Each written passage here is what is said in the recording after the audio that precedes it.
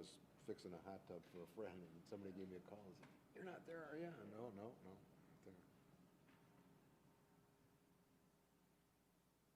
6:59.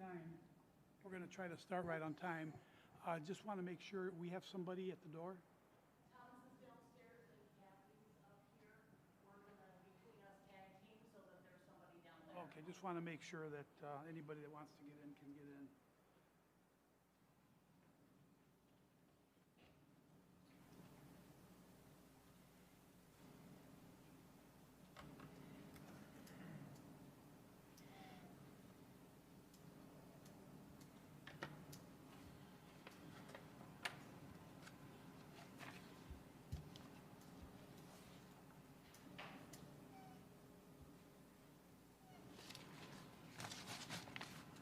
Right on time, Teddy. Okay, it's 7 o'clock. I would like to call to order the July 14th, 2022 meeting of the Waukegan Planning and Zoning Commission. Can we have a roll call, please? Anderson? Here. Bill? Here. Griffin? Here. Grimes? Haug? Here. Hintz? Here. Rivera? Present. Rodriguez? Here. Thank you. We do have a quorum. In fact, as a matter of fact, all of the commissioners are present. I counted right. And just want to say this is going to be our first meeting without Steve Sabrin, so it's going to be a little bit hard. Are you picking me up? Okay. It's going to be a little bit difficult to survive without him, but we'll make it. Just want to say, we've really appreciated having Steve with us. He's, as long as I've been on the commission, he's been around, and he's just the guy that always seems to be there when you need him and have the answers when you need them. And, he's certainly going to be missed. We really appreciated everything that he did. I wish he could be here to hear this, but maybe when he's got nothing to do, maybe he'll play the video and be able to see this. Also tonight, I'm glad to see that our microphones are working. We had a little problem with that last meeting. We only had about half the microphones working, and we had everybody shifted over to this side, and the microphone at the podium wasn't working. But I think this time all of our technology is working. Alderman Florian, welcome.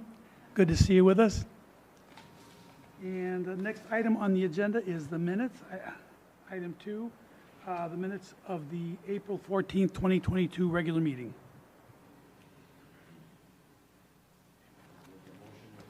Motion by Commissioner Bill to accept. Second. Second by make- Commissioner Anderson.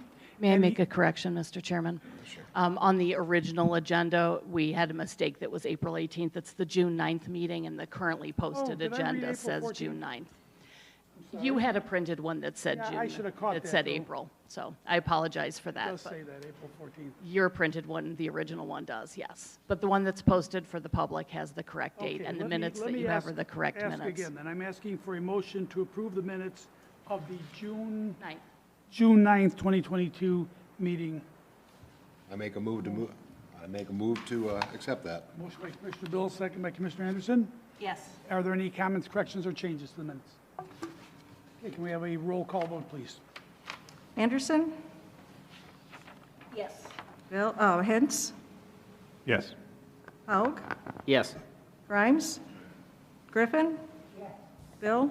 Yes. Rivera? Yes. Rodriguez? Yes, motion carries, minutes are approved. Next item is audience time, item number 3. This is an opportunity for anybody in the audience who would like to address the commission on any item that is not on the agenda. Okay, we are going to have time for comment, public comment. The rest of the agenda is public hearing, so the public will have an opportunity to weigh in pro or con or ask questions. But this is just an opportunity for anybody in the audience who would like to address the commission on any item that's not on the agenda. Do we have anybody? Okay, moving forward. Item 4, old business. Is there any old business that we need to discuss? I don't believe so. Item 5, new business. Zoning calendar, the first item is being held over. This is zoning calendar number 2665, a conditional use permit for a school bus storage yard with a repair facility at 500 North Green Bay Road. This is going to be held over to the July meeting. Is that correct? I mean, The petitioner has requested to August hold this meeting. until the next meeting. Yeah, the next Yes. meeting. I don't believe there will be an August meeting at this point.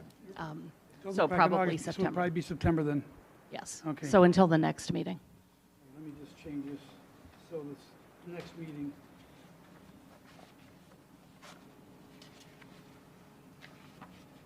All right, I have to be a little more careful when I read these these notes. All right, item number, well, it's going to be zoning calendar 2667, 2668, 2669. I'm going to read them individually, what they are. These are 3 items which are pertaining to one project, okay? They are going to, we're going to ask that the presenter present the project covering all 3 items, all 3 requests, and when we vote on them, we will be voting on them individually since they are individual calendar items. And I'd like to point out, just for the record, that we are not a decision-making body. We are a recommending body. Our job is to provide the opportunity for a fair and honest public hearing, and then also to make a recommendation to City Council regarding the request. So item 2667 is a map amendment rezoning from B2 Community Shopping to R6 General Residence for the property located at 36580 North Delaney Road. Zoning calendar number 2668, a map amendment rezoning from R5 Limited General Residence to R6 General Residence at 0 North Delaney Road. And D, zoning calendar number 2669, conditional use permit for residential plan development consisting of 364 multifamily units at 36580 North Delaney Road. Who is going to be presenting? Just 3 of you? Is there anybody else in your team that might be answering questions or speaking? Okay, I'd like to swear in everybody then from your team in case anybody else has asked a question or has to join in. Okay, please stand. Raise your right hand. Do you swear or affirm that the testimony you're about to give is the truth, the whole truth, and nothing but the truth? Okay, please proceed. Come up to the podium, speak into the microphone because this is being recorded. And as you come up, please give your name and your affiliation to the project. My name is Tim Welsh. I'm with DRE Incorporated. We're one of the partners for the entire project. I'm going to walk around and show everybody a couple of posters we brought here tonight first, so you can all see them. Dennis Edgeny, I'm president of DRE Inc. My name's Joe Walsh. I'm with Stonebeam Development, one of the partners on the project. My name's Kent Frayne. I'm with Stonebeam, the other founder. My name is Alex Cosione. I'm an architect with A Studio Architects. Thank you. Please proceed. Like I said, thanks for taking some time today. My name's Joe Walsh with Stonebeam Development. We wanted to thank Mayor Taylor and Steve Saburn and the rest of the Zoning Commission for helping us get to this point today to present to you guys. We're proposing a rezone of the B2 parcel, the R5 parcels, to R6 in order to accommodate a 364 unit development at Delaney and Sunset Road. This has been a long vacant parcel that's been undeveloped, and we think the area, based on the comprehensive plan, being an edge neighborhood, it's designated for market rate family housing, and I think it's a great opportunity to add some new inventory to the area. We've done several studies on the area, including market studies, traffic studies already. The market study was really interesting, allowed us to see that we're going to be focused on who we're going to market to is baby boomers, obviously, people that are retiring, people that are into the retirement market, but also the workforce in Waukegan. It's a huge workforce in the city of Waukegan, and there's a lot of people that commute into Waukegan to work. So bringing that workforce into the city of Waukegan to enjoy the amenities that the city of Waukegan has, we want to do that, and that's why the project is so large, especially on a large piece of land. And it fits really well into the neighborhood with a lot of jobs and a lot of close business ties, as well as a lot of apartments, but being a higher-end market rate property for the area.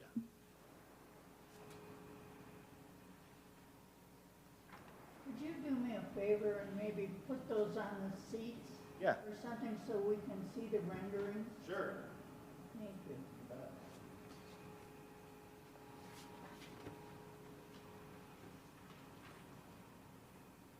Perfect, thank you. Oh, the other thing I did want to mention, the amount of amenities, not only, we've done a lot of research as far as amenities within a property, from family zones to picnic areas to business meeting space to technological space for presentations. We plan to have all those amenities taken care of within the facility so that our residents can go to work, come home, enjoy, and do what they want to do within the property. Have walking paths. We're potentially trying to connect to the North Shore Trail if we can, to be a private entrance from the backside of our property. So we're trying to look at every avenue to make it a great part of the community for the city of Waukegan.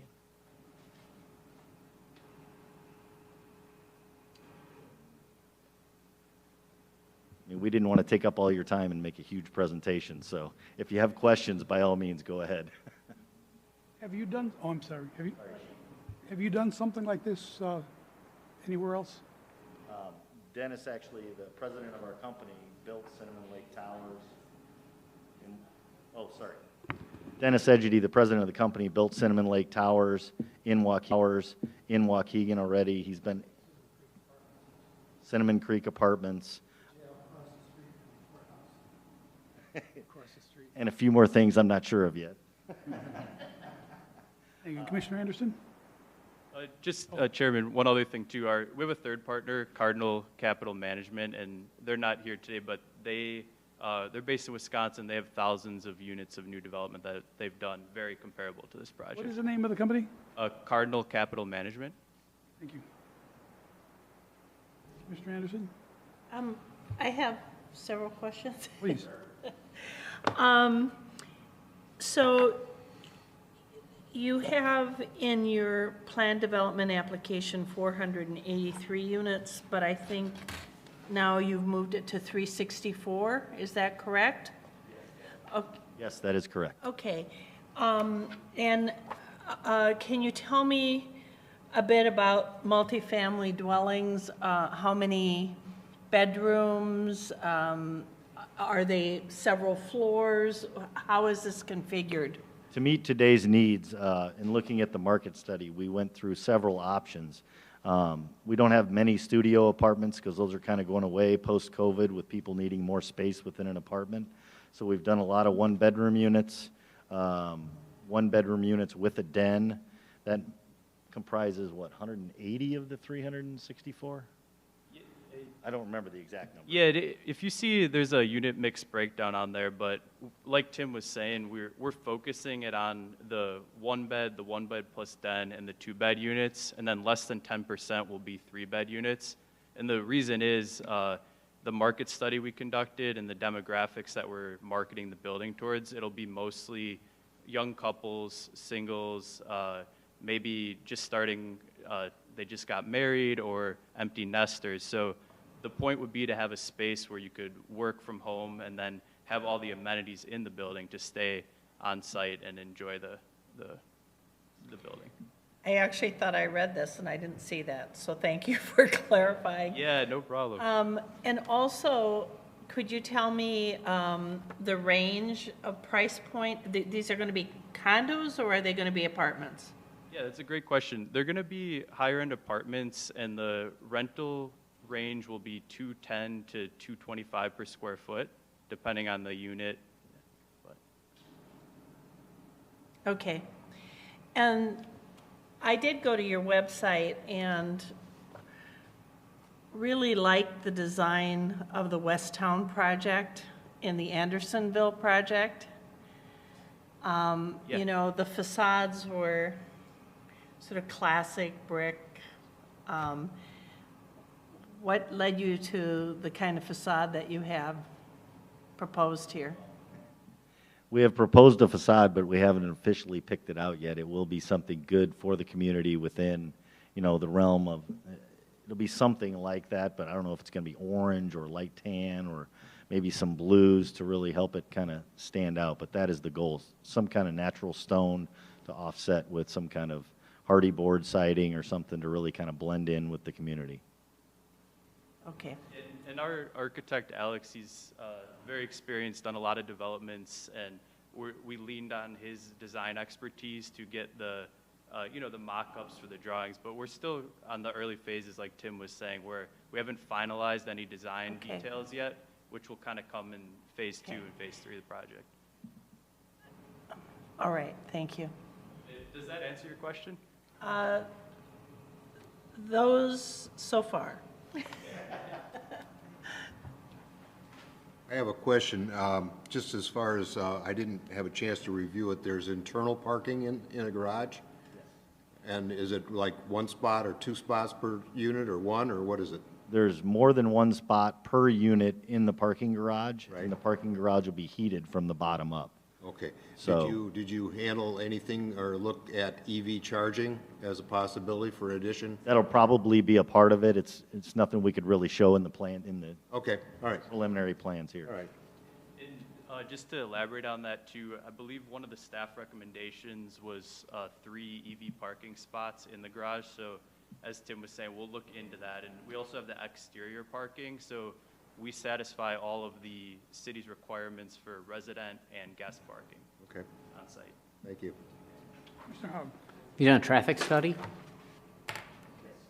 Yes, we completed a traffic study with KLOA and Manhard Consulting, and they did like a month-long study on that intersection there, and their data concluded that the new residents at the development can be handled at that intersection with the addition of the light going into our property. Yeah, because we're planning on doing 2 lanes in and 2 lanes out. The only addition possibly to Delaney is coming southbound into the property. We might have to do a turn lane into our property. We've also been in touch with Lake County Department of Transit and have started initial discussions on how we can get the major access permit. So.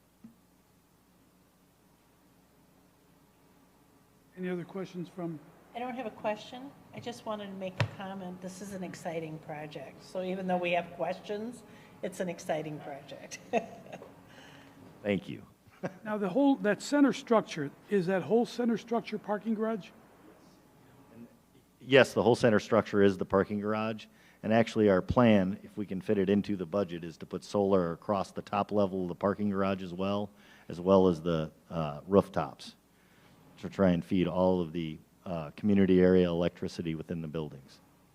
Is it common to put a parking structure in the middle of the residences? We've found it's becoming more common, but no, I don't think it was before a couple of years ago. So it was the first time we had seen it, and I guess it's more prevalent in some other states. So And you that was consider one of that- the things that was presented to us by our architect, Alex. He brought us the design concept, and we loved it. That's why You we could- brought it to you. You consider that safe?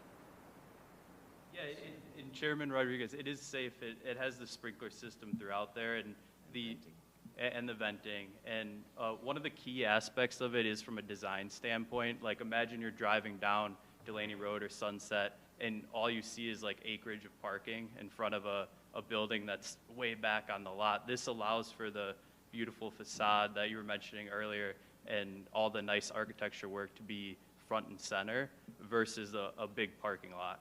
So. And there's another move-in advantage to the residents too, because their parking spot can be on their level. So all their little knickknacks and boxes and stuff, they can park on their level and walk right in without having to go up an elevator with 40 other people when they're moving in or moving out. You're saying that it would be entirely sprinklered? Okay, sufficient to, say, put out a car fire? We met with the head of the fire department early on, so he asked all the fire questions and he was satisfied. So I think we're good from that aspect, and we'll meet all the city requirements or anything that's required to keep that safe. Yeah.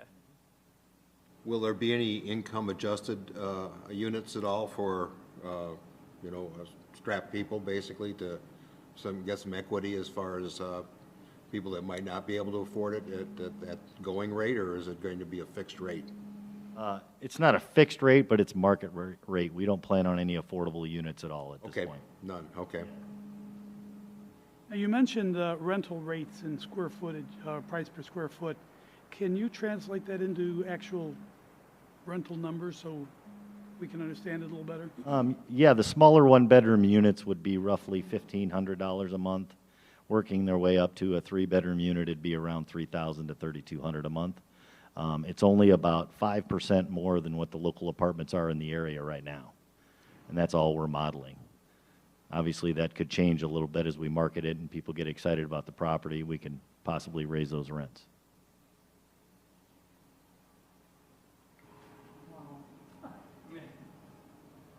Any other comments or questions from commissioners? Okay, I'd like to ask if there is anybody here who would like to speak out either in support of or in opposition to this request. Nobody? Okay. I'd like to ask city for their position and recommendation. Thank you, gentlemen. Thank you for your time. Yeah. Thank you all for your time.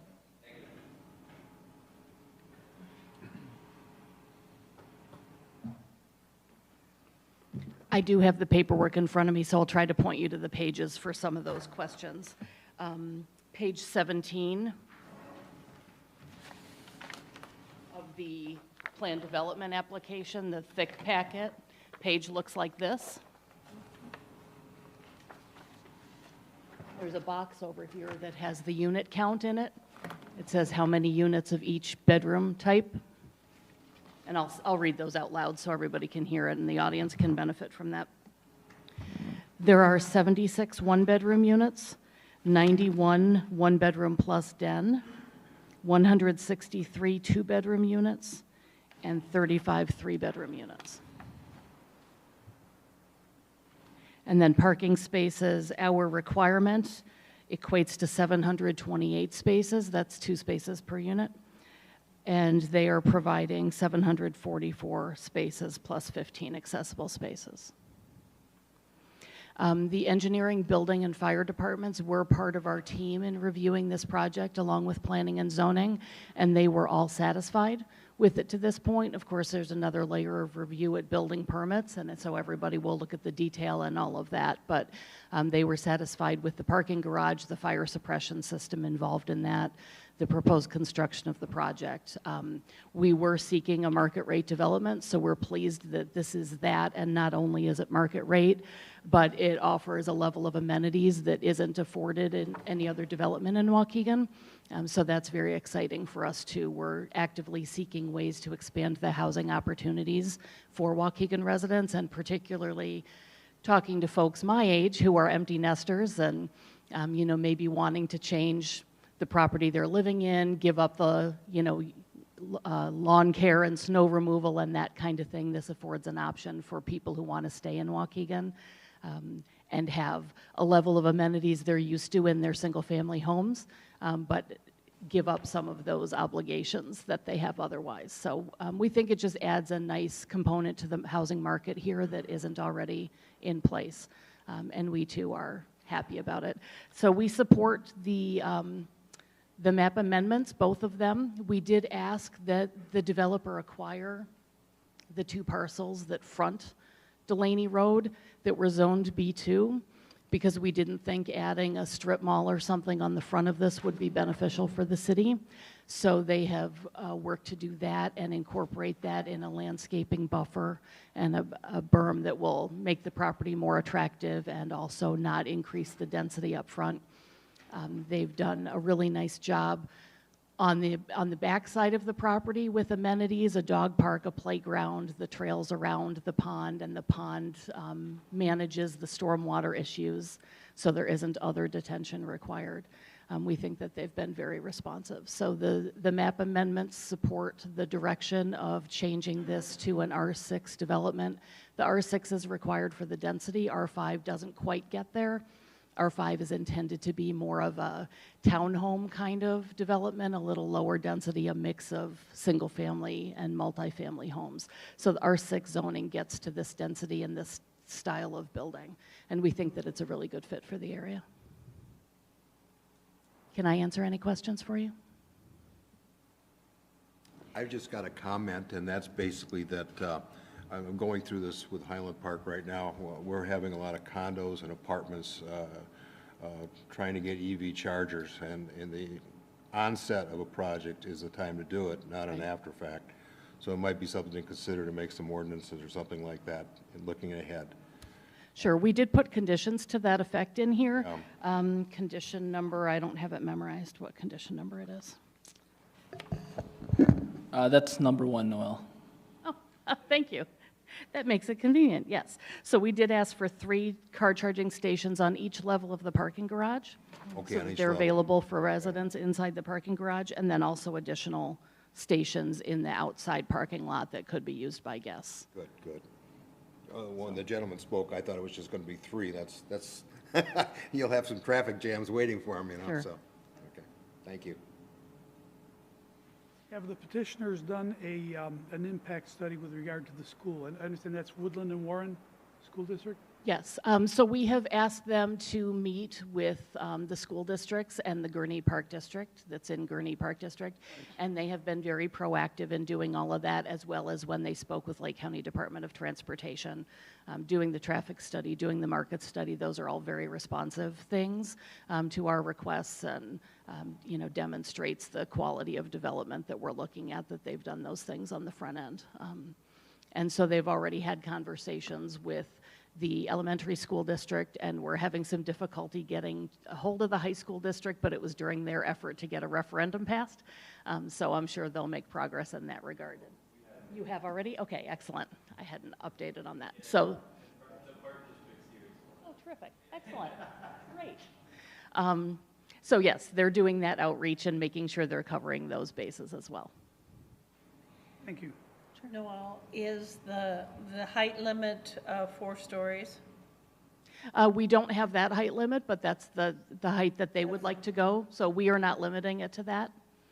We did have conversations about whether there might be a different arrangement of the building to increase the height of it and, you know, maybe take off a wing or something, but this was their preferred arrangement, and we're all okay with it. Fire and building and planning are all okay with that.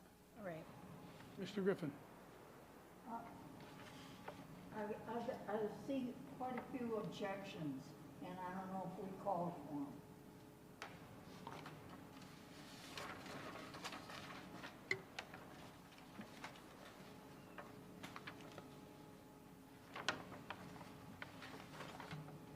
What I will do is I will go over these before we actually conclude the discussion. Maybe now's the time.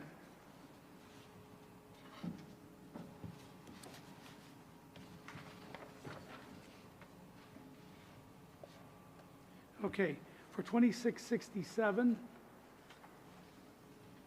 there is a letter of objection from Daniel Lochner, 4135 Brentwood Lane, Waukegan, Illinois, 60087. I would like to see property remain B2 so future and present residents may get a small retail store to get a restaurant or place to buy some groceries. Okay, for 2668, there is a letter of support from Daniel Lochner, same person, 4135 Brentwood Lane. I conditionally support the change in zoning in the hope that an agreement may happen to stipulate a green space with paths and connections on the western edge to connect the multiple neighborhoods for the many residents in the corridor. And then for item 2669,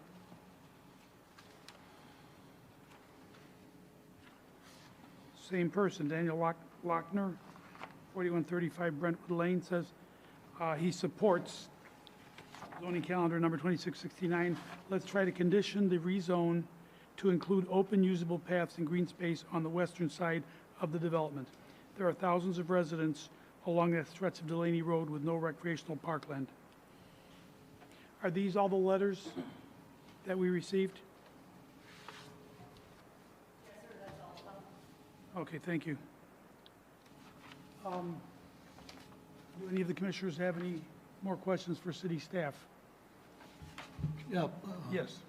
I have Commissioner one, Rivera. For Noel, have we looked at the revenue potential for the city of Waukegan about this project as far as property taxes? You know, what is the revenue for the city of Waukegan after all We this have not is looked said at and that. That's something that we would analyze at this level if it was a development seeking incentives. done? Okay. But when it's a private market rate development, that's not something that we analyze on the front end. What about the permits? What are we looking for? Permits in are terms of, roughly 3% of construction cost. Okay.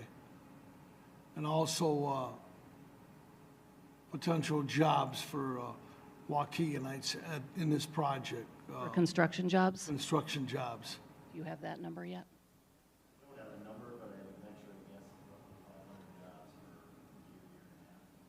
So roughly 500 construction jobs for 12 to 18 months. Okay. Thank you. Any other comments or questions? Okay, I'd like to make a comment. I'm always excited to see a new development come into Waukegan, and this certainly appears to be very well thought out, very well planned, very well done, and I will support it. I do have a couple of things that kind of trouble me, though, okay? The density is one of them, and I don't know, looking at this, it almost reminds me of a public housing project. I grew up in Chicago, and that's, the density is just, seems to me a little bit high, and I just worry about what happens to this property a few years down the road. So, that kind of troubles me. And the other thing is that parking in the center of the structure, that totally blows my mind. In the case of cars left running, I know it's going to have ventilation, carbon monoxide fumes with residences attached to it, a car fire. I don't like it, but who am I to say? Just a reaction, a gut reaction and a rational reaction.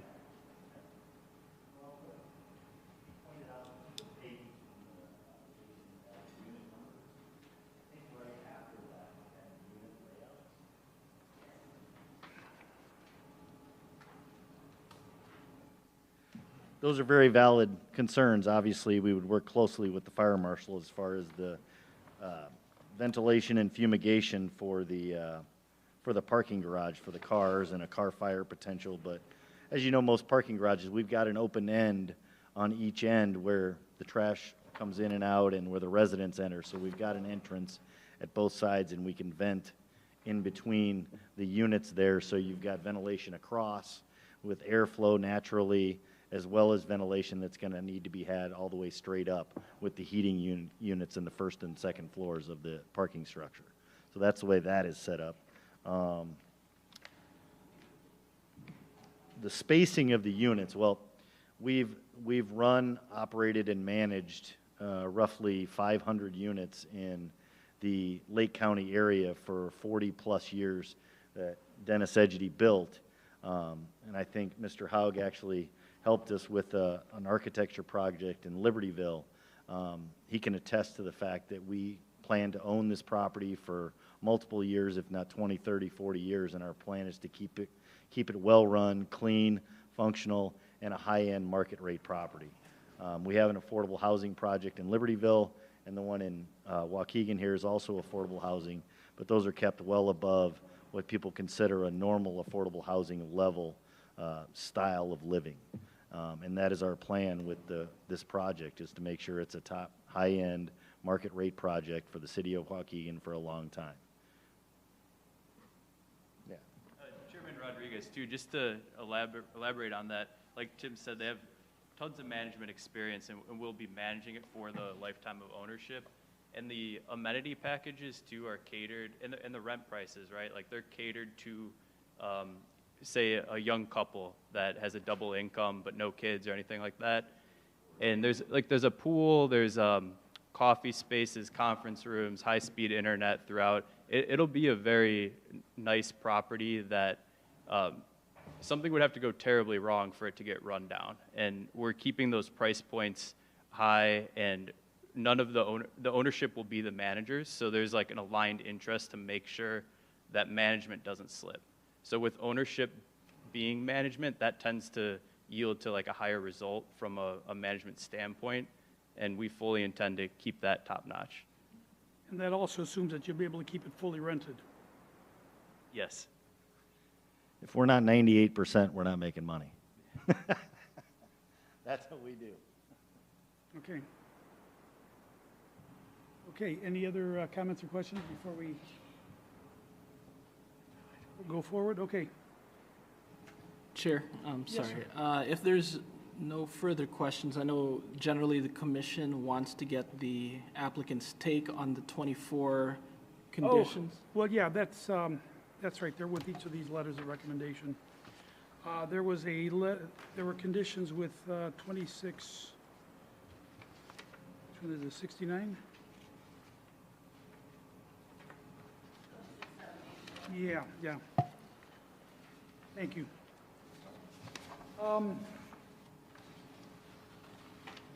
There are 24 conditions. I don't know if you want me to read them. Does it make sense to read them? No, I think everybody's had a chance to. Okay. I want to ask petitioners, you've had a chance to go over these conditions. Yes, we've had several meetings with Noel and the Planning Commission and Steve when he was still here, and they've all been great to work with, and each of those I believe we've addressed in each meeting and as we've updated the packets to get to this point. So most of those items have all been discussed, we're aware of them, and we're ready to implement them in the next phase of the project. And you don't see any problems with any of them? No, we didn't see any problems. Okay, thank you. And that's the only one that has conditions, correct? Mr. Chairman, actually, as far as the density question, Yes. we're actually less than 16 units per acre for the actual overall project. Okay, thank you. All right, let's start off with item B, 5B, zoning calendar number 2667. This is a request for a map amendment rezoning from B2 community shopping to R6 general residence for property located at 36580 North Delaney Road. Looking for a motion to recommend approval or to recommend not approving this project. Recommend approval. Commissioner Haug recommends approval of zoning calendar 2667. Is there a second? Second? Commissioner Anderson seconds it. Any further discussion on this motion? Can we have a roll call vote, please? Anderson? Yes. Hintz? Yes. Haug? Yes. Grimes? Griffin? Bill? Yes. Rivera? Yes. Rodriguez? Yes, motion carries. Item 2668, item C, zoning calendar 2668. This is a request for map amendment rezoning from R5 limited general residence to R6 general residence at 0 North Delaney Road. Now, I know that that's not an actual address. What does that include? What does that involve? The 0 North Delaney Road is the larger parcel where the building will actually be built. The address that's listed at 36580 is the frontage parcels. The address will change. This is an unincorporated Lake County address, and once there's a development proposed, then our engineering department will work with the post office and assign an appropriate address, so the actual address of the development will be different. Okay, So once this is approved, then they can get the address assigned, and then the building permit will have the 4-digit Waukegan address based on its location. Okay, thank you. I've seen that before. I have a building right at Grand and Genesee, the apartment building next to my house, and it has a parcel in back that has a 0 address, and it's been that way forever. Yes. There are a lot of them around town. It's a little bit confusing, I know. And you'll see that in the staff recommendations, I actually added the PIN numbers Good. so that it can be specifically identified. Thank you. You're welcome. Okay, do we have a motion? Mr. Chairman, I recommend approval of, or a motion to recommend approval for zoning calendar 2668. Motion by Commissioner Hintz. Is there a second? I'll second that. Commissioner Bill, seconds. Is there any further discussion on this motion? Can we have a roll call vote, please? Anderson, Yes. Hintz, Yes. Haug, Yes. Grimes, Griffin, Bill, Yes. Rivera, Yes. Rodriguez. Yes, motion carries. Okay, next item, item D, zoning calendar number 2669.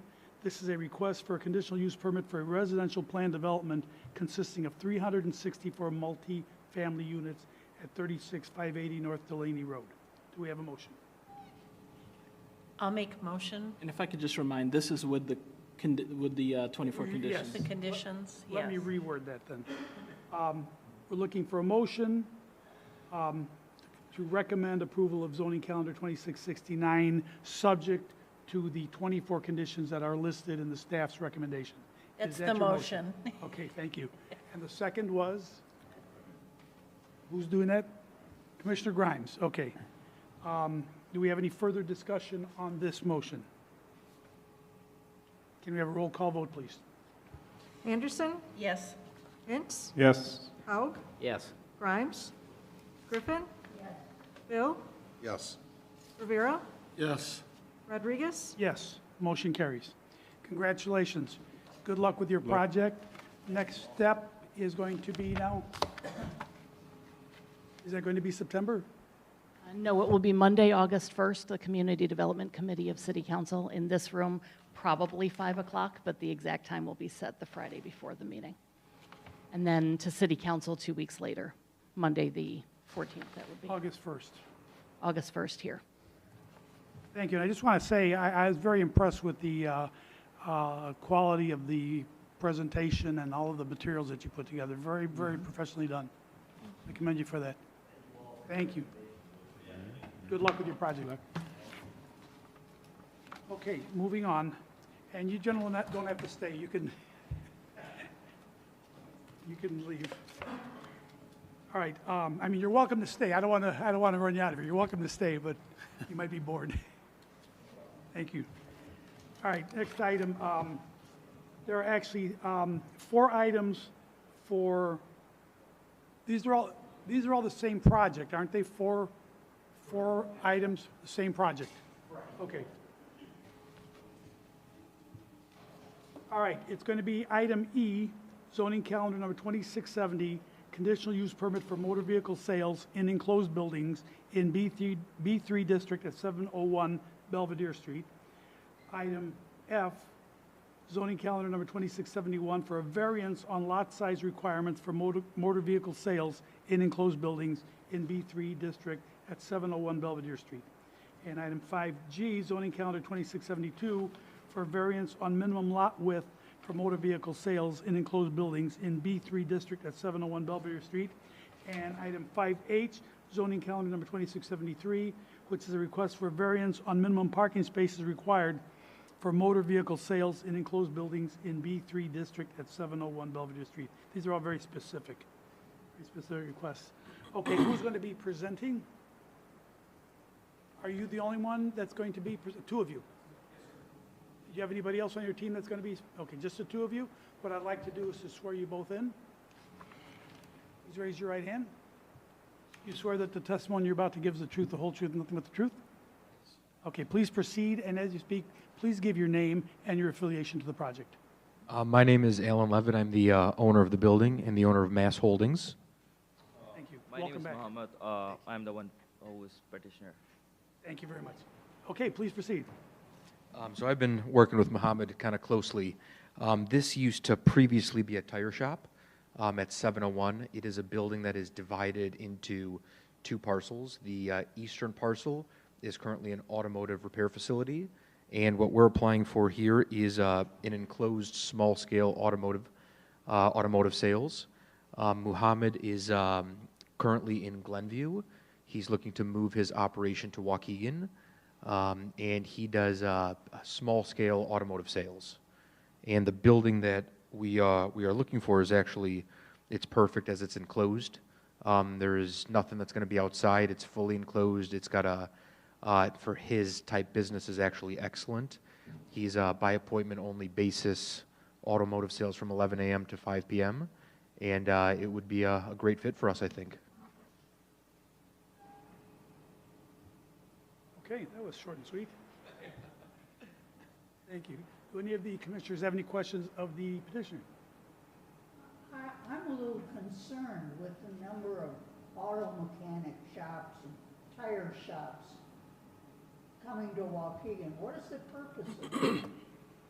So this isn't a mechanic or tire shop. It's an automotive sales retailer. But Waukegan is a very large automotive town. We have a store called Wheels of Chicago on Green Bay. And there's a very heavy dealer presence here, which allows a lot of jobs, a lot of technicians, a lot of maintenance. There's a tremendous amount of work. Are you having trouble hearing? Oh, okay, Commissioner Griffin. And what we're doing, like, for example, for our dealership, there's a tremendous shortage right now where we can't find labor, repair. So I think Waukegan is embraced automotive really well. Well, you're looking for... Commissioner Griffin, would you please speak into your microphone? You're not being picked up very well. It doesn't appear that you have enough space as it is for what's required. And are we going to have another situation with cars all over and, junkyards on the street? Sure. Very valid question. So Muhammad actually has a fully enclosed structure. There is no lot.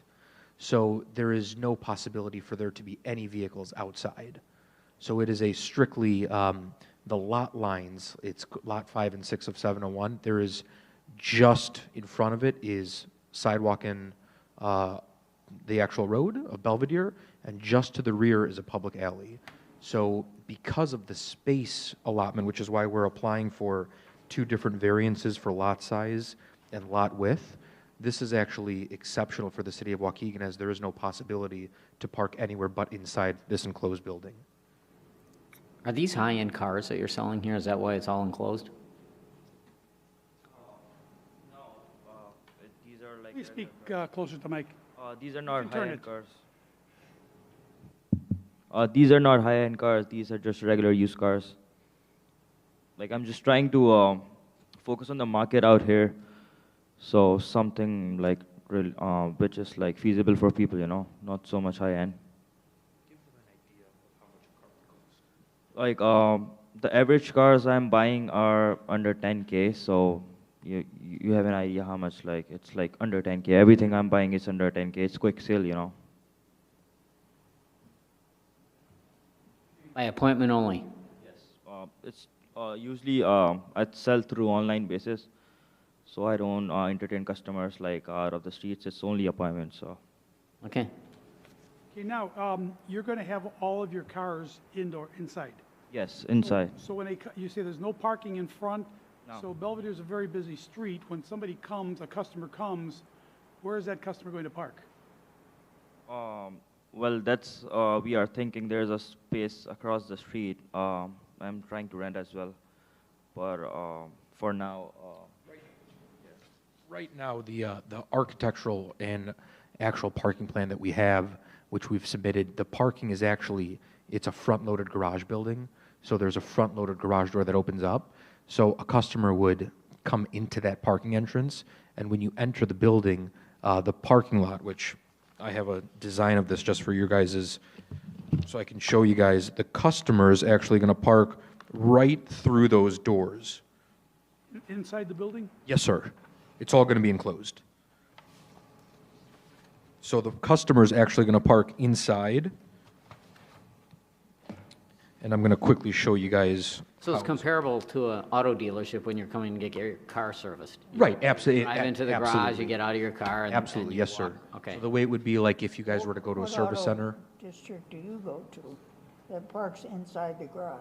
No, I mean when you get your car serviced. Usually you drive into the garage and they have They're a not service center. servicing cars. No, they aren't, but it's comparable to that is what he's saying. Correct. Just the entrance facility is, you know, if you were to come to a drive-through service center where you would pull into the building and the service writers are usually to the left of you, but your vehicle is enclosed and pulled up, it's the very same concept. Mr. Commissioner, I have a question. Hey, we need you to speak into a microphone. Oh, I'm sorry. Maybe somebody can turn the microphone around. That in the package? It was submitted. That microphone disconnected? Oh, yeah. Okay, it's, there you go. Okay. So if we're looking at Belvedere Street, there's a front loading garage right here, and this entire front portion that's marked in, right next to the proposed office, that will be for customer intake parking. So like, it's kind of like you pull in, the front load garage opens, and then there's going to be 3 stalls that are going deep kind of within, right next to the office for customer parking. And then the rest of it is, the way that this parking lot is structured, is going to be their vehicles for sale. And I can give you this copy. It's all right. I actually like it because you don't have any cars outside, right? I mean, Correct, that's the there's trouble not a in Waukegan. possibility. You have acres and Yes. acres of cars all along Belvedere There's- Road, and this one you're not going to see any cars. There's It's no all inside. possibility to park anywhere outside or see anywhere outside. The only question I have is, how are you going to make that work? You're not going to get that many cars inside, are you? So As compared they- to other sales places? Right, yes, sir. They're a very small scale. Okay. So they're hoping to do right around 10 cars a Where do you month. get your cars?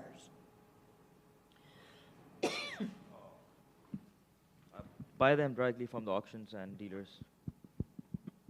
From the auction mostly. Where? From the auctions, car auctions, you know.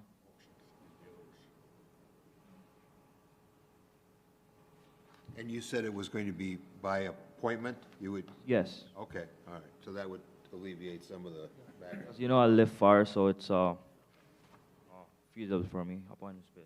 That was my next question. In terms of appointments, Commissioner Rivera, please you're speak into the gonna, microphone. you're gonna limit these appointments, or are there a limit on how many appointments you're gonna have per day, or?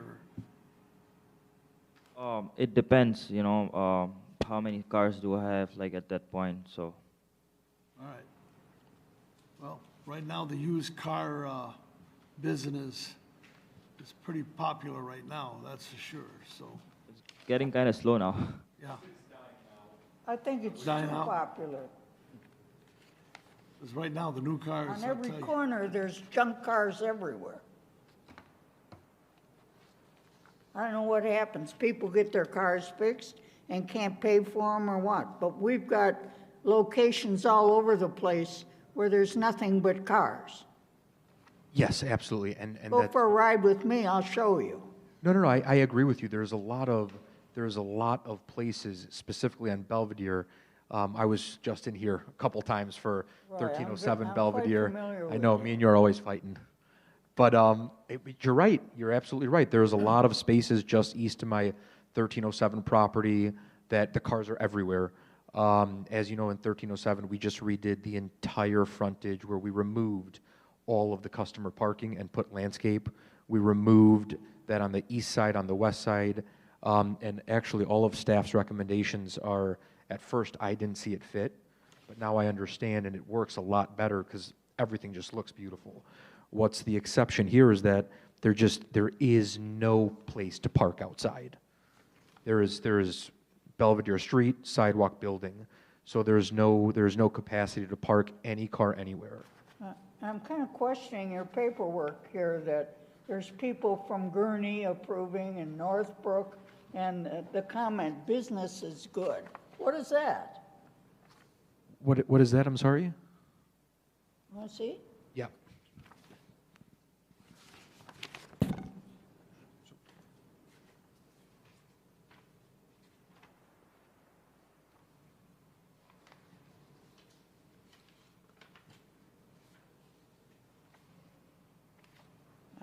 Oh, just the support letters you're talking about. Yeah, well, Oh, that I don't know about. It's not me. So this is actually pretty unique where this is one of the only properties that I have that there is no possibility for vehicles outside.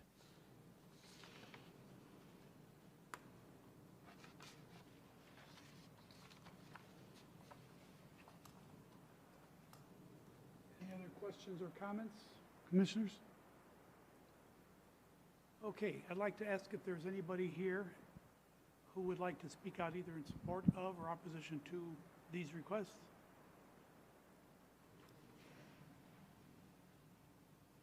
Okay, I'd like to ask city staff for their position on this, and also I have a question. Please explain the need for these requests that they're making. You know, what the situation is and why this property does not meet the current zoning.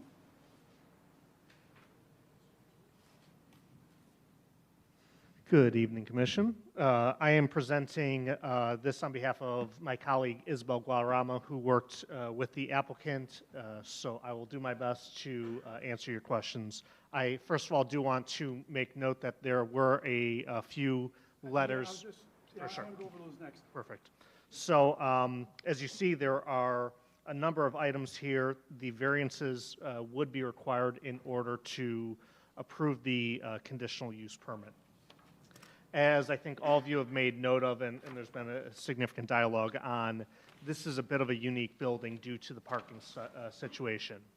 And for that reason, there's been discussion about the internal parking as uniquely suitable here as opposed to the challenge of a business in this site with the lack of parking. So that is a source of focus here. The conditions, as you'll note, are pretty standard to a lot of our, well, being that it's a small scale operation, they're pretty standard to CARP, but they're also unique to the small operation. One, the lack of requirement that there is no repair on site. Two, this is not a garage, this is not here for storage. A little bit of a different business model in terms of the appointment only from some of our larger scale auto sales.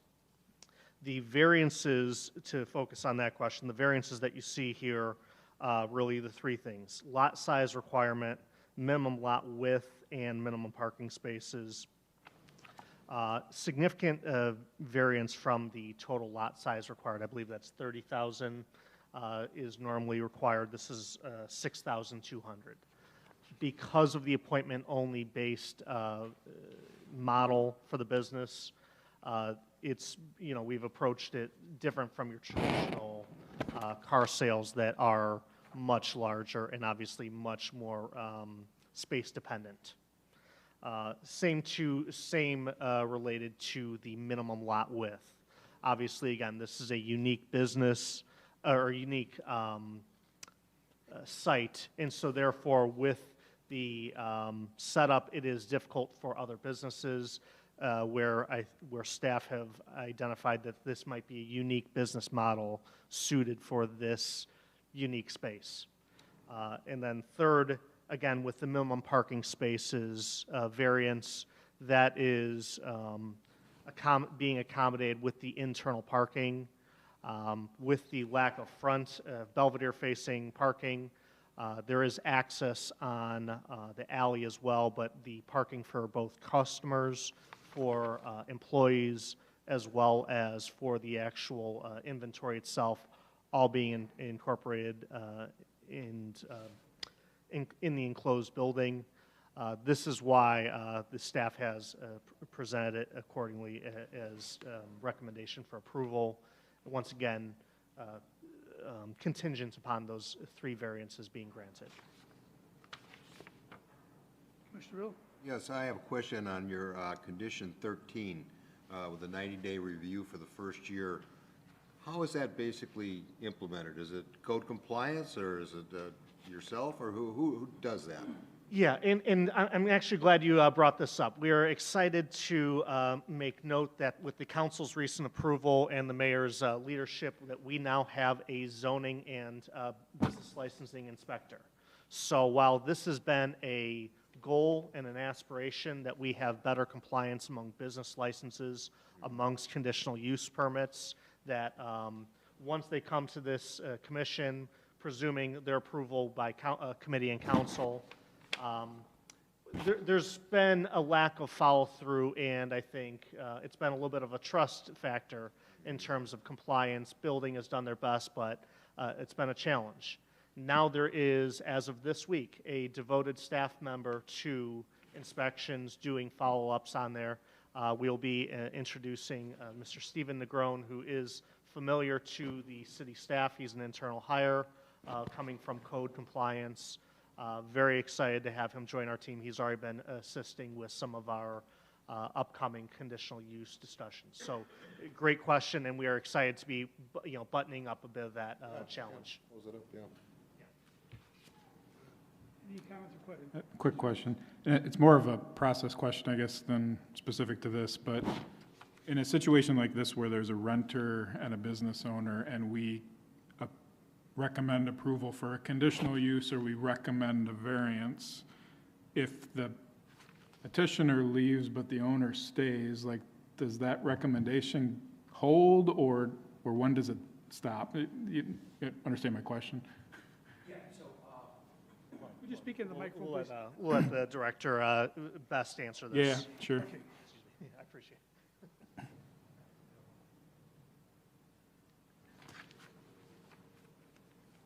Sorry, I was on door duty because okay. of our elevator security thing tonight. Thank you. So that I could let people out and in if anybody else joined. And I'm glad Thomas gave you that news about our new person. That was my information piece for you tonight. So excellent that that's advancing. So conditional use permits, once they're approved, as long as the use continues, whether the ownership changes or the tenant changes, the conditional use permit can remain valid. If the use ceases over a period of time, then the condition, the status as a conditional use is lost, and someone would have to reapply. Okay. And a variance? A variance is related to the use. So it's specific for whatever it's about. So in this case, it's the conditional use. If it's a fence variance, then it stays as long as the fence is there. But in this case, it's tied to the conditional use. Okay, thank so you. if the conditional use ceases, the variances all cease also. Okay. Mr. Anderson. I'm with Commissioner Griffin. I'm really glad to get some of the cars off the street, out of the lots.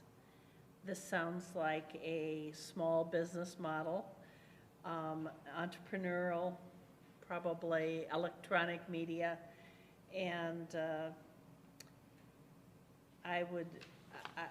I just think that supporting this is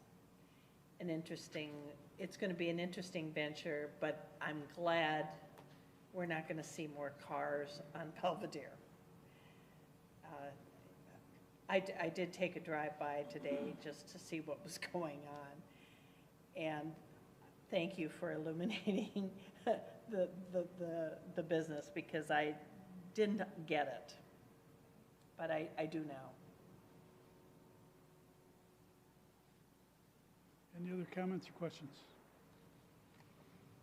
Okay, I'd like to consider the neighbor that is objected to. Okay, I'm going to go over those letters in a minute. Okay. May I make one comment about the support and objection letters? So those letters are sent to all of the property owners within 250 feet. So the property owner may be somebody from another community. So that's why you would see them from other communities. So anybody has the opportunity, because we do post a notice in the newspaper and there's a notice posted on the property for any of these issues that are coming before you for a public hearing. So anybody from the public can see those, as well as on our agendas and that kind of thing. But specifically, a certified letter is sent to the property owners within a 250-foot radius of the property. So when you see ones from out of town, usually that's the case. It's the property owner who has a tenant. Those are the concerns that, I mean, anyone can approve anything or disapprove anything.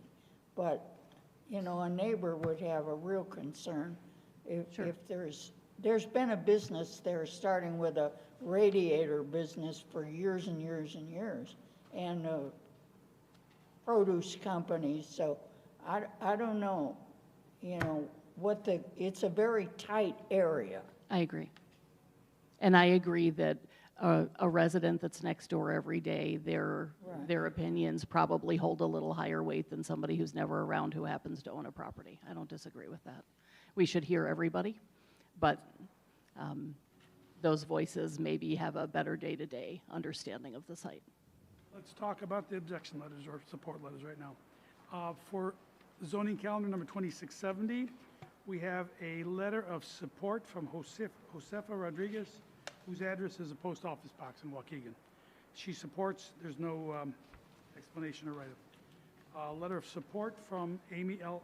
Avakian, who has a post office box address in Gurney, Illinois, Littleford Property Management.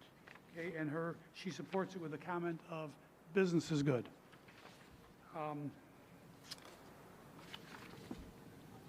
This is a duplicate. 2 addresses. Mr. Chairman, can I point out one thing on these letters, Yes, just please. so everybody's on the same page? When you look at this letter, it has the name of the person up here in the paragraph, and on the address. second line, The it has the address, address of the property that they own Right. that's within that 250-foot radius. So regardless of where they sign that they live, Right. or where the notary is that marks it, that's the property that they own, is the one Back that's to the, listed in the paragraph at the top. First, the one from Josefa Rodriguez, 530 Archer Avenue. Is that Waukegan? Okay. And Amy L. Avakian is at 728 Belvedere Road and 724 Belvedere Road. Those are the properties that she owns. And then there's a letter of objection from Alexander Razuman. He owns a property at 528 Archer Avenue, and he objects. He says, no business is suitable for a small road with only one entrance. It is dangerous for drivers and pedestrians to pass by safely. Current business blocks view for those who are trying to leave the street. And then for zoning calendar number 2671, we have Amy L. Avakian, again, 724 Belvedere Road, saying business, she supports it with a comment, business is good. And again, with an address of 728 Belvedere Road, she supports this with a comment of business is good. And then Josefa Rodriguez, with an address of 530 Archer Avenue, supports it with no explanation. And Galina I don't know what this name is. Molchanova. Okay, 810 Midway Road in Northbrook. She supports it with no explanation. And then Alexander Razumov, 528 Archer Avenue, objects to 2671 with the explanation of due to hazardous location of the business, it will create too much traffic on Archer Avenue. The street has only one entrance. Okay, and then for 2672, we have the same usual suspects here. We have Amy L. Avakian, 728 Belvedere Road, and 724 Belvedere Road, supporting it with the explanation of business is good. Josefa Rodriguez from 530 Archer Avenue supports zoning calendar 2672 with no explanation.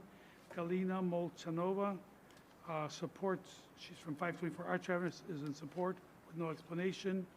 And Alexander Razumov, 528 Archer Avenue, objects to it, says Archer Avenue has too much activity for being a small residential road. The current business created a chaos for drivers and pedestrians. And then 2673 is part of this package too, right? Yes, okay. Again, Amy L. Avakian, 724 and 728 Belvedere Road is in support with the explanation that business is good. Josefa Rodriguez from 530 Archer Avenue is in support with no explanation. Galina Molchanova from 524 Archer Avenue is in support with no explanation. Alexander Razumov, 528 Archer Avenue, objects to 2673 with the explanation of this side of Archer Avenue has only one entrance. Based on current activity, it creates a hazard for residents to drive on Archer Avenue. Businesses have bad parking habits, therefore create hazardous situation. And that is it. Those are all the letters of support or objection. And the letters of recommendation from the city staff have conditions. Yes. Okay, they have a number of conditions. I believe each Recommendation as conditions? I think it's just the CUP. This is CUP, which is 2670. Correct. Okay. That has 13 conditions. Want to ask the petitioners if you have read these, you understand them, and you find that you will be able to comply with all the conditions that the city is asking. Yes, I have read them all.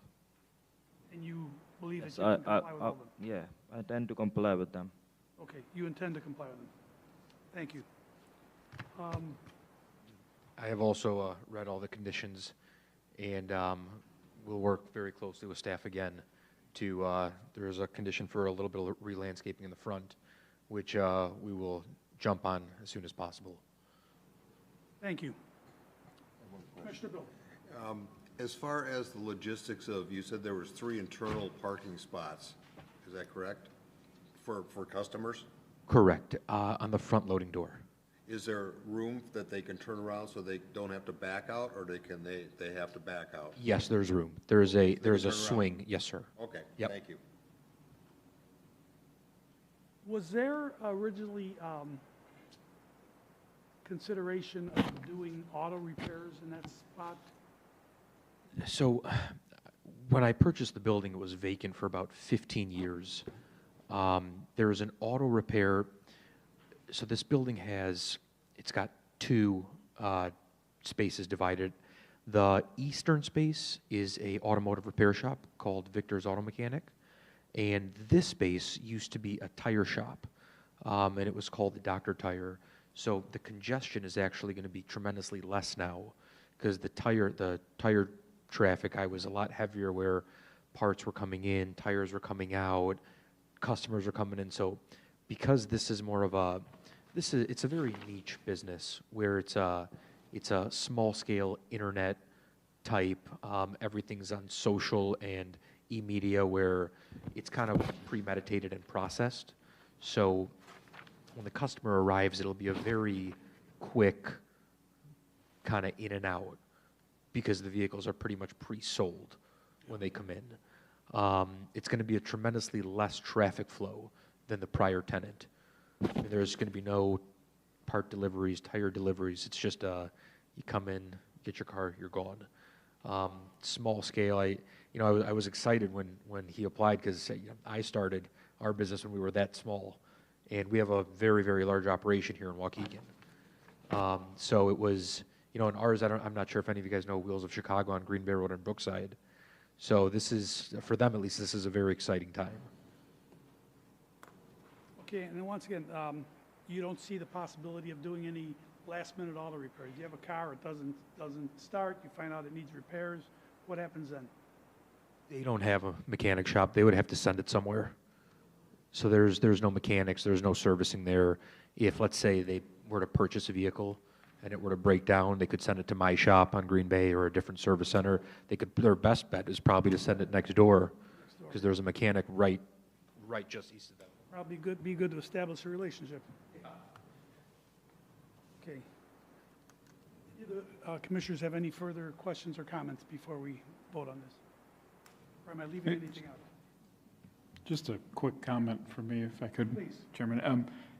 I think, from my perspective, I kind of commend you on taking a property that was vacant and finding some creative uses for it. So I appreciate seeing that and some of the cleanup you've done. Just a comment for the city, though. I feel a little bit like this is a major corridor, and if you look at the master plan and things, this doesn't feel like the types of development we would want in that major corridor long-term. I think short-term it works, and I'm going to fully support the project, but it bugs me a little bit that maybe we're not thinking about that corridor, how it lines back up to the broader plan. But I commend the owner of the building for finding businesses to fulfill an empty spot. So. Generally speaking, we feel the same way, but we also understand the impact of vacant buildings and stretches of vacant buildings, and so it's important to find uses that work in the buildings as they exist until such time as there's a better use. And I'm sure if there's a developer that comes in and speaks to Mr. Levitt and wants to purchase the property for a price that he's willing to sell it for to turn it into something else, I'm sure he'll be amenable to that conversation. Thanks for that. Before you vote, one thing I would ask, we should have numbered these applications differently. So if you would wait and vote on the conditional use permit at the end of the others, do the variances first and then 2670 last of that group. That would have us approving things that need to be approved before the conditional use permit. Right, so So we I should ta- apologize for having to ask you to do that. That was Yeah, oversight we on our talked side. about that Monday, and Yes, thank you. If I recall correctly, we need to take it in the order of 2671, 2672, 2673, and then 2670. Is that correct? That's correct. Okay, good. All right, if there are no further comments or questions, we're going to start off with item 5E, zoning calendar 2670. This is a request by the petitioner for a conditional use permit for motor, no, 20, I'm We're sorry. gonna do that one last. 2671, I just jumped to the wrong line. Zoning calendar number 2671, which is a request by the petitioner for variance on lot size requirements for motor vehicle sales in enclosed buildings in B3 district at 701 Belvedere Street. We have a motion. So moved. Approval. Commissioner Howard, Yes. motion to recommend approval of zoning calendar 2671? Yes. Okay. Do we have a second? Mr. Chairman, I'll second that. Second by Commissioner Hintz. Any further discussion on this motion? Roll call vote, please. Anderson? Yes. Hintz? Yes. Haug? Yes. Grimes? Griffin? Yes. Bill? Yes. Rivera? Yes. Rodriguez? Yes, motion carries. Zoning calendar number 2672 is a request by the petitioner for a variance on minimum lot width for motor vehicle sales in enclosed buildings in B3 district at 701 Belvedere Street. So moved to Motion- approve? Motion by Commissioner Anderson to recommend approval, Second. second by Commissioner Rivera. Is there any further discussion on this motion? Roll call vote, please. Anderson? Yes. Hintz? Yes. Haug? Yes. Grimes? Griffin? Yes. Bill? Yes. Rivera? Yes. Rodriguez? Yes, motion carries. Okay. 5H, zoning calendar number 2673, request for variance on minimum parking spaces required for motor vehicle sales in enclosed buildings in B3 district at 701 Belvedere Street. Mr. Chairman, on that one, I think that would be an excellent start for the new code compliance gentleman to review this closely in 90 days. He's already been there with me. Yes, Steve's been there with me. Okay, do we have a motion? Motion to Motion by approve Commissioner zoning Rivera. calendar 2673. To recommend approval. Recommend approval, correct. Do we have a second? Mr. I'll Chairman. second that. Second by Commissioner Bill. Any further discussion on the motion? Roll call vote, please. Anderson? Yes. Hintz? Yes. Haug? Yes. Grimes? Griffin? Yes. Bill? Yes. Rivera? Yes. Rodriguez? Yes, motion carries. Okay, now we're jumping back to 2670. Item 5E, zoning calendar number 2670. This is the request for a conditional use permit for motor vehicle sales in enclosed buildings in B3 district at 701 Belvedere Street. With the 13 conditions. Subject to the 13, is it 13? Yeah. 20, yeah. Subject to the 13 conditions recommended or asked for by city staff. Mr. Commissioner, I will recommend that as an approval. Recommend approval, okay, motion to recommend approval, do we have a second? I'll second it. Second by Commissioner Anderson. Any further discussion on this motion? Roll call vote, please. Anderson? Yes. Hintz? Yes. Haug? Yes. Grimes? Griffin? Yes. Bill? Yes. Rivera? Yes. Rodriguez? Yes, motion carries. Congratulations. Good luck with your project. The next step is August 1st. Is that correct? In this chamber, possibly at 5 o'clock? Yes, sir. That's correct. What times will be announced as you get closer to that date, Friday before, okay. Thank you very much. Good luck with your project. Good to see you again. Thank you. Okay, next item, item 5I, zoning calendar number 2674 is a request for conditional use permit for an auto body repair in I-2 district at 3055 Washington Street. Who will be presenting? Are you the only two who will be speaking on this? Three of you. Anybody who's going to speak or answer questions, come forward and I'm going to swear you in it. Please raise your right hand. Everybody, do you swear or affirm that the testimony you're about to give is the truth, the whole truth, and nothing but the truth? I heard 2 yeses. There a third yes?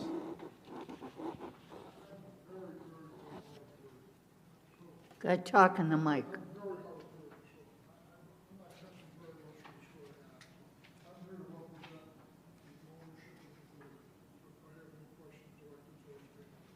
Okay, but all I needed was a yes to the, please speak into the microphone. He has hearing. Okay. Okay. All right. Just explain to him that we. Okay, thank you. Thank you. Okay, please proceed, and as you speak, please give your name and your affiliation to the project.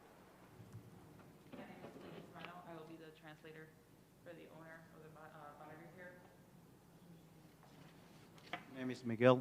I'm owner of the body repair. And your last name? Iturbe. Iturbe, okay. Thank you. Please proceed.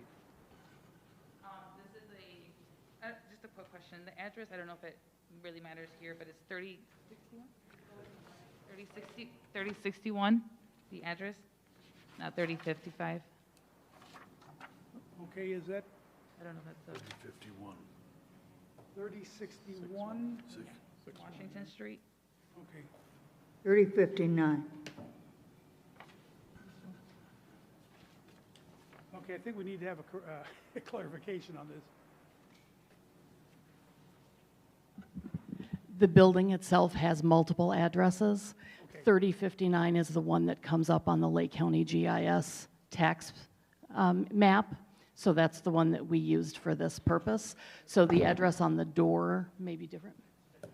It says 55, 3055. right. Isn't that what I said? I'm sorry. 3055 is the one that comes up on the Lake County Geographic Information System as tied to the property, though there are multiple entrances to the building that have different addresses.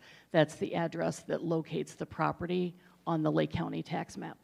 Okay, we just need to make sure that we're doing this legally. Correct. And correctly. Yes, and you'll see on the property information on the application, it has all three addresses, 3055, 3059, and 3061. And those are all addresses that are legally associated with the property. Okay, so should we put those in the motion? We can have the ordinance reflect that. The motion really has to more identify the zoning calendar number. Okay. Okay. But if you're more comfortable putting the addresses in the motion, you're welcome to do so. 3055, what else? 3055, 3059, and 3061. Okay. So I'll make sure we cover all the bases. Thank you, sir. Thank you. Please proceed. Okay. This is a small auto body repair located in Waukegan.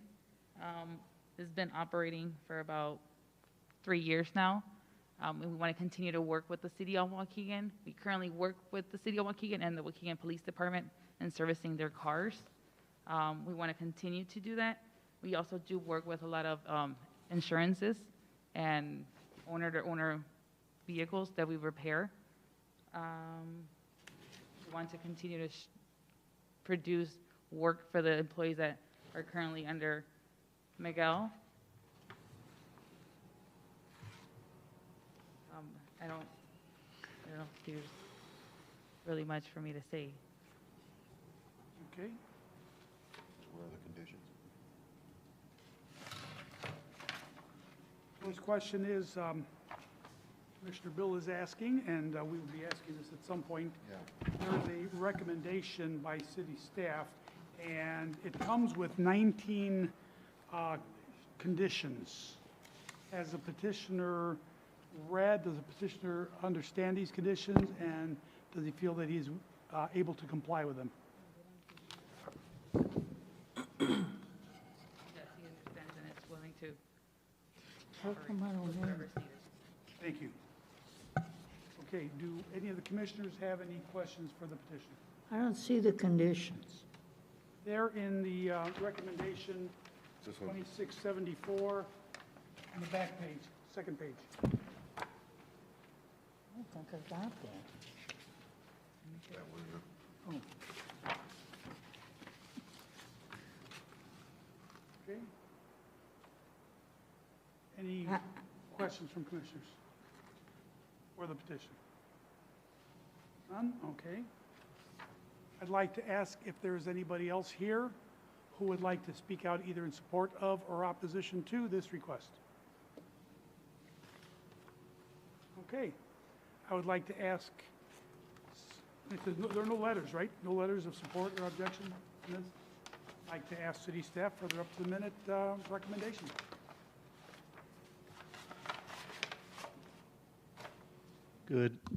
Good evening, Commission members. Once again, thank you for your time. I once again am presenting on behalf of my colleague Isabel Guadarrama, who worked with the applicant in preparation of this conditional use permit.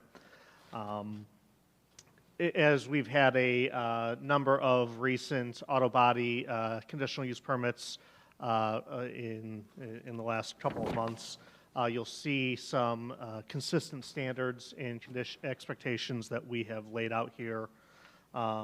Specific to this property, 2 items that Isabel had asked that I had make note to this body regarding.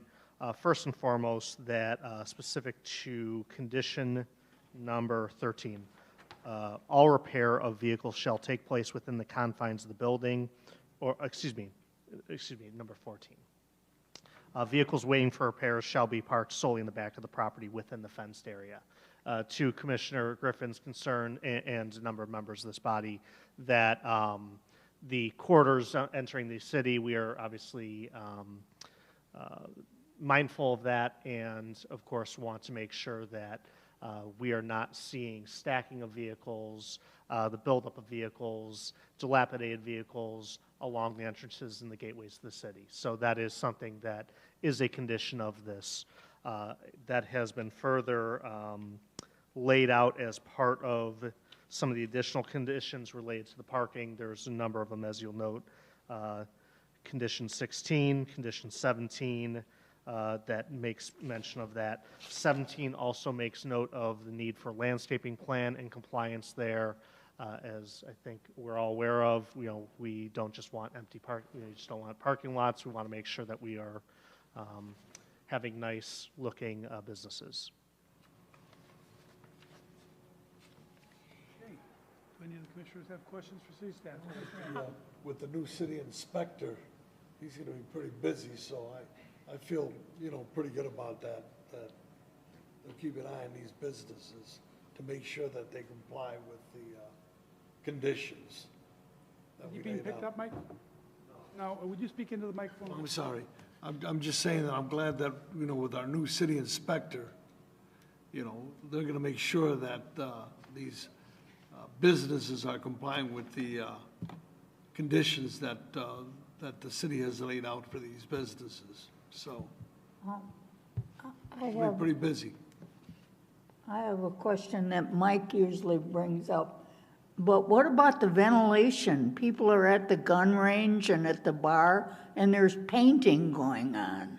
I don't understand how that's all going to work.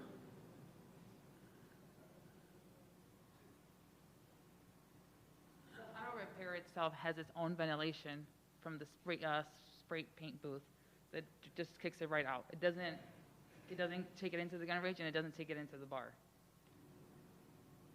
I can't hear you with your mask on. Oh, sorry. The actual paint booth itself has its own ventilation, so when they're like painting, it kicks it right out. It doesn't go into the gun range, and it doesn't go into the bar. So It has its own extractor, I think that's what they're called. And it's filtered all the way. And of course, this is going to be in compliance with city code every Right. step of the way? Yeah. We've actually before had the fire department and stuff go, and they would do all the inspection and we would pass previous times. I have one question as far as the condition 17, and that's for the landscaping and stuff like that. I would expect the renter probably wouldn't take care of that, the owner would, and he's aware of that too? Yeah. John, you are aware of the landscaping? Yes. Okay, thank you. He owns the whole building, the gun range and everything? Yeah, he's the owner of the entire building. Thank you. Commissioner Anderson, you had a... That was my question. That was it, huh? Thanks, Commissioner Bill. Any other, And if I might, Mr. Chairman, just to reiterate that this will, as any of our conditional use permits and licensing process requires, to go through a inspection by the building department as well as the fire marshal's office. thank you. Any of the commissioners have any additional questions for city staff? Or for the petitioner? Okay, in that case, I would like to ask for a motion for zoning calendar. Motion to approve zoning calendar 2674 for approval. Motion by Commissioner Rivera to recommend approval. Second. Second by Commissioner Haug. Subject to conditions. Subject to To the conditions. 13 conditions, no, 18. 19. I'm looking at 19. Okay, so the motion to recommend approval for zoning calendars 2674 is, this is subject to the 19 conditions that are recommended by city staff. Is that the motion? Made the motion? Yes. Okay, that's the We had motion. We added the 3 addresses. Oh, no, that was the and we- previous one. Okay, well, let me. Was let- this one, yeah. I'll tell you what, let's start this all over. Okay? Let's add the 3 addresses. Because I didn't read it, I've got them right here. Okay, I'm looking for, okay, we have a motion on zoning calendar number 2674, and I believe we have a motion to recommend approval of a conditional use permit for an auto body repair in I-2 district at 3055, 3059, and 3061 Washington Street. Is that your motion? That's my motion. Okay, very well said. And the second was? Here, second. Commissioner Haug. That is you are seconding that motion. Any further discussion on this motion? Can we have a roll call vote, please? Anderson? Yes. Hintz? Yes. Haug? Yes. Grimes? Griffin? Bill? Yes.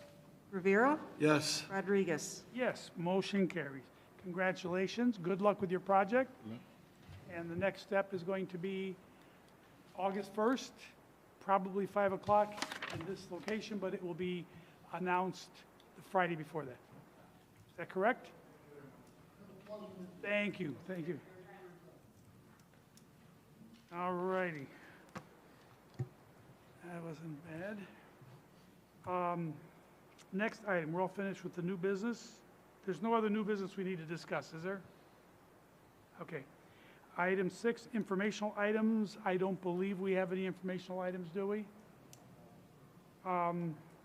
Conditional use permit reviews. We don't have any reports on any conditional use permit reviews. Is that correct? There are no reports on any conditional use permit reviews, correct? That's correct. Thank you. I made you come all the way up to the microphone just to say. Okay, the exercise is good. I'm Thank in you. chairs in this building way too often and way too long. All right, item 8 is adjournment. We have a motion to adjourn. Before we do that, can we get an update on the Ramada Inn? That is still under its legal challenges, but it is on the list for our new zoning and licensing inspector. We'll have a request for another zoning and licensing inspector in next year's budget, I anticipate, because we'll be keeping Stephen Negron very busy. He's been at the job a week so far, and he's done a tremendous amount in that time. He's really already impactful, So Noel, we can do something about the plywood and the boards and the weeds and all of that mess? We can notify them, we can issue violations, we can pursue our standard legal process with documentation and call them in for administrative adjudication. We can lien the property for any work that we have to do or any non-compliance that causes us to spend money to do those things. Okay. Yes. I just hope we get aggressive. Yes, unfortunately, you know, the documentation that's required in order to maintain an appropriate legal standing takes some time. You know, you have to give them notice of the violation, you have to give them a period of time to cure, you have to send them a second notice, give them a period of time to cure. So unfortunately, that eats more time than we would like. We would like to have immediate response when we tell somebody that we see a problem on their property. Some property owners do respond immediately and try to get into compliance and never get to the point of getting an actual violation or called into court. Unfortunately, not all of them are that way, and that particular property is encumbered by its ownership that's outside the country and the various legal cases that are going on between parties to the building. So it's extra challenged. Commissioner Griffin. But do please keep reporting it to code when you see things. There's an online portal to report to code now. I believe that's live. But if not, you can send an email or call. And, you know, that all helps document things for the file, as I've mentioned before. When there are complaints, that's all part of the documentation that establishes the historical precedent of the condition of the property. So that's all information that the code inspectors, the code team can use if and when they get to the point of being in court over something. They can say, we have this history with this many complaints from these different people or this many different people. So that's all helpful if you report that stuff. That's not a nuisance for our team at all. It helps. Mr. Griffin.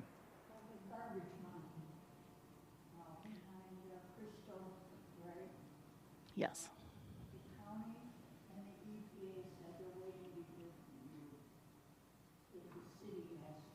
Yeah.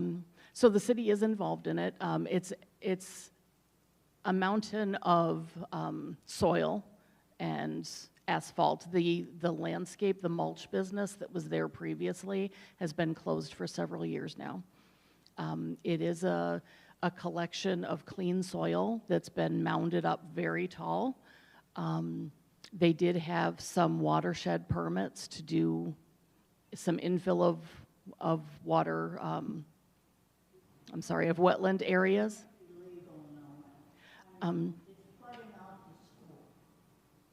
Understood.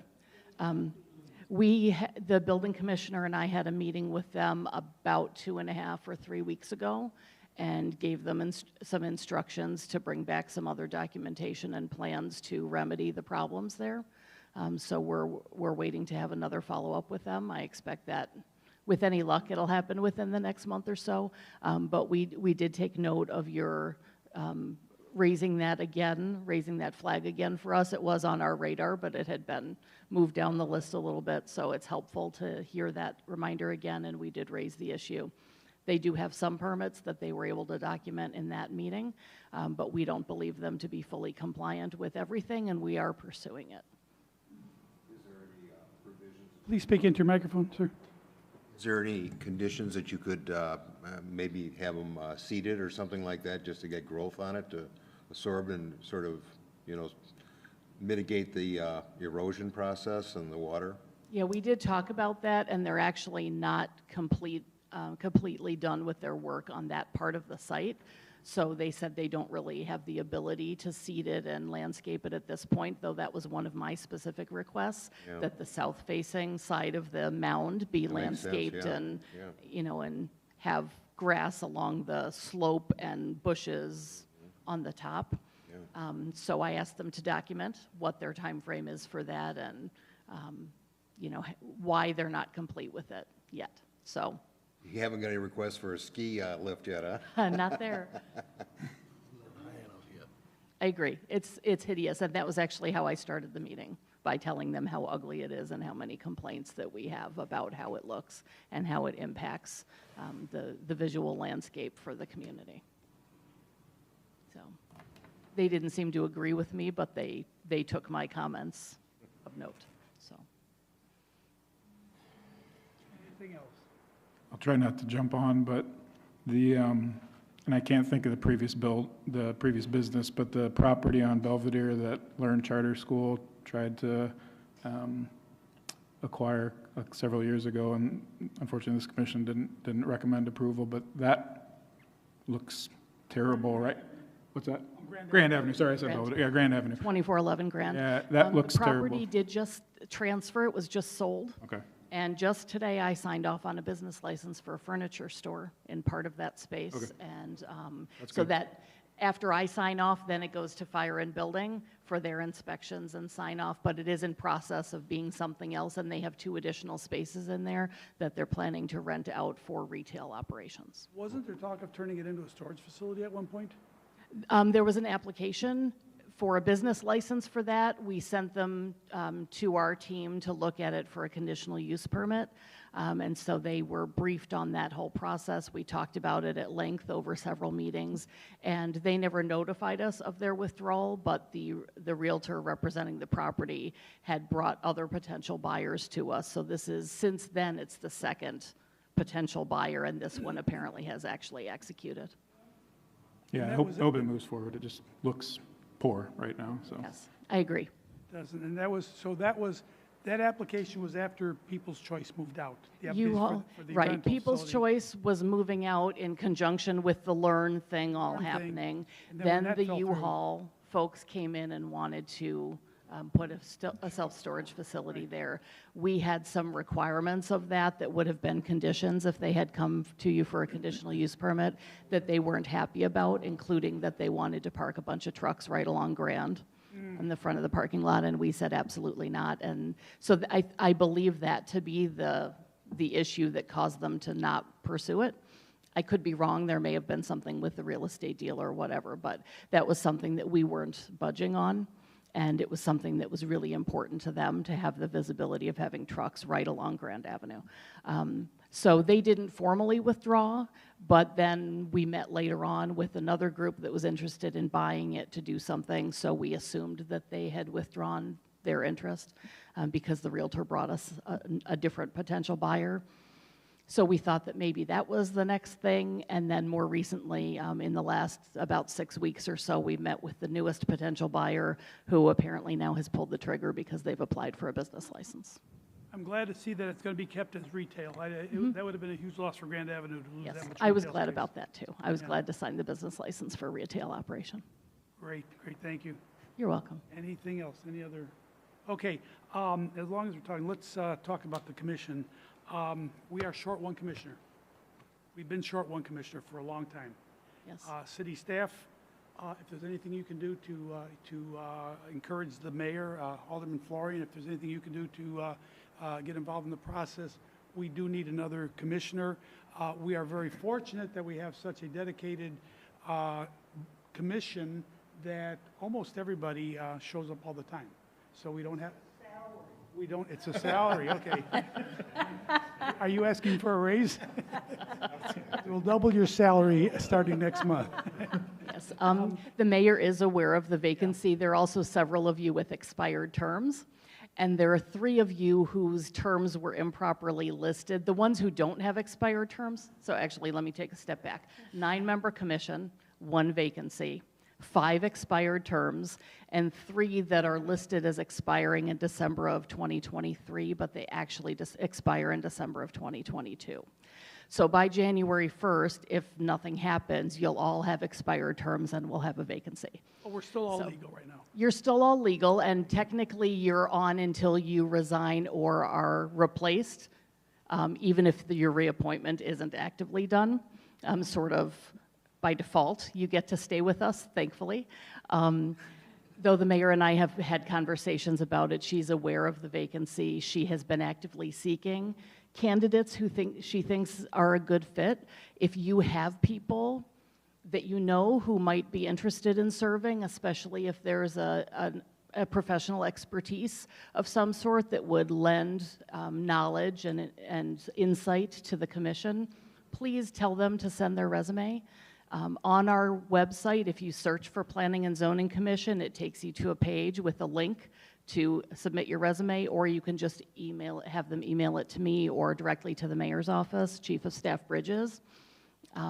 She would love to see more resumes from Waukegan residents who are interested in serving. And even if it's not this commission, there are a bunch of other boards and committees that, you know, who knows when somebody resigns, moves away, whatever. So it's always good to have a stack of resumes on hand, and you know, please send us people if you have people who you think are good candidates. Or if you have an idea and want to tell me, we can reach out to them and, you know, and ask people if they're interested, if they'd submit a resume. But the mayor is aware of it. So I promise you that, because I have gotten a little bit annoying about it. Thank you, thank you. And the last thing is, Ms. Guadarrama, how is she? I know she was involved in an accident, and, you know, first of all, I'm just so happy to see her taking to her new role so well. She seems to be, you know, she doesn't look like the novice. She looks like the seasoned planning and zoning person. So I'm really happy to see that she's taken that role.